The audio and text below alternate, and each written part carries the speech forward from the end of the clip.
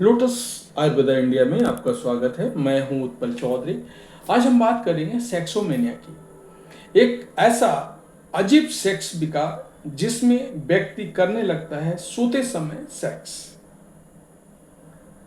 तो आइए शुरू करते हैं आज का वीडियो। लेकिन उससे पहले बोलना चाहूँगा, चैनल को आपने अभी तक सब्सक्राइब नहीं किया तो चैनल को सब्सक्राइब कर लें, बेल आइकॉन की घंटी बजा दें जिससे हमारे आने वाले नोटिफिकेशन सबसे पहले आपको मिले। तो आइए शुरू करते हैं। क्या आपने कभी किसी को नींद में चलते देखा है या किसी को नींद में बात करते सुना है? बेशक आप में से बहुतों ने ऐसा अनुभव किया होगा और उन्हें इसके लिए टोका भी होगा। लेकिन क्या आपने कभी किसी को नींद में सेक्स करते या मास्टरबेट करते देखा है? ज़्यादा परेशान ना हो, क्योंकि ऐसा भी हो सकता है कि मेडिकल टर्म में इसे सेक्सोमेनिया या स्लीप सेक्स कहते हैं। वास्तव में क्या है सेक्सोमेनिया? अनिद्रा की तरह ये भी एक तरह का स्लीप डिसऑर्डर है। ऐसा तब होता है जब आपका मस्तिष्क आंशिक रूप से जागृत होता है और आंशिक रूप से सोया हुआ होता है या पैरासोमियो की स्थिति में होता है। यह नींद के दौरान असामान्य यौन व्यवहार है या उन लोगों में होता है जिनमें नाइटफॉल, योनि स्नेहल, स्वप्न दोष और स्लीप चरम सुख जैसी समस्याएं पहले से मौजूद हो। सेक्सोमेनिया की पहचान पहली बार 1996 में हुई थी। सेक्सोमेनिया के सामान्य लक्षण क्या है?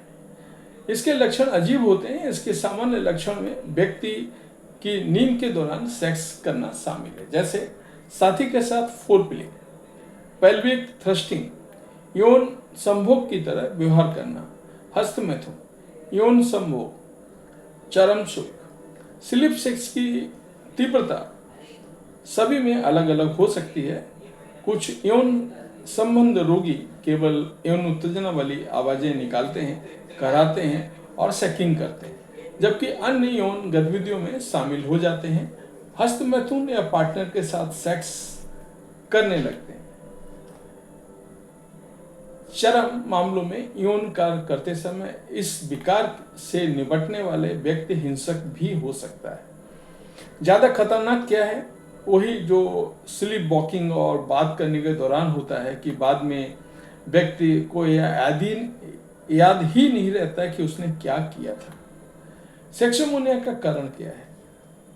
तनाव इस प्रकार का सबसे बड़ा कारणों में से एक है। तनाव के अलावा ऐसे अन्य कारण भी हैं जो ये विकार पैदा कर सकते हैं। नींद की कमी या नींद एपेनिया, अत्यधिक शराब पीना, रिक्रिएशन दवाओं का सेवन।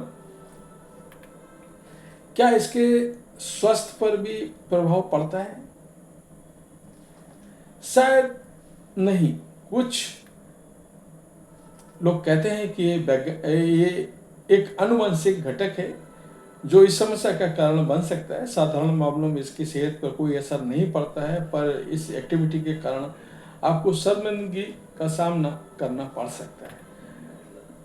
लेकिन गंभीर मामलों में कुछ जटिलताएं भी हो सकती हैं, जैसे रेस्टलेस लैग सिंड्रोम, नींद के दौरान होने वाली मिर्गी, ज़्यादा हिंसक सेक्स होने पर चोट भी लग सकती है। इसके अलावा गैस्ट्रोएसोफेगल रिफ्लक्स डिजीज या माइग्रेन का शिकार हो सकते हैं। क्या सेक्सोमेनिया ठीक हो सकता है? जी हाँ, इसके लिए कुछ थेरेपी और उपचार हैं। उससे आप बिल्कुल पूरी तरह ठीक हो सकते हैं। इस स्थिति को पूरी तरह ठीक होने में 6 महीने का समय लग सकता है। ये काम कोई आम समस्या नहीं है और हम साल भर सेक्सोमेनिया के केवल 8 से 10 मामले ही देखते हैं। हालांकि तनाव और एंजाइटी लेवल में बढ़ोतरी होने के कारण इसके मामले भी बढ़ सकते हैं, इसलिए अपने मानसिक स्वास्थ्य का ख्याल रखना बहुत जरूरी है। किसी मनोचिकित्सक या मनोवैज्ञानिक से मिलकर भी इस शर्मिंदगी से बाहर आया जा सकता है, जिसके कारण ज़्यादातर लोग तनाव में रहते हैं। सेक्सोमेनिया के ग्रसित लोग काउंसलिंग सेशन के बाद भी इस तरह की भावनाओं से बाहर आ सकते हैं, जिनसे सेक्सोमेनिया के जूझने लगते हैं। तो ये था हमारा आज का वीडियो। आपको कैसा लगा हमें अवश्य बताएं। धन्यवाद।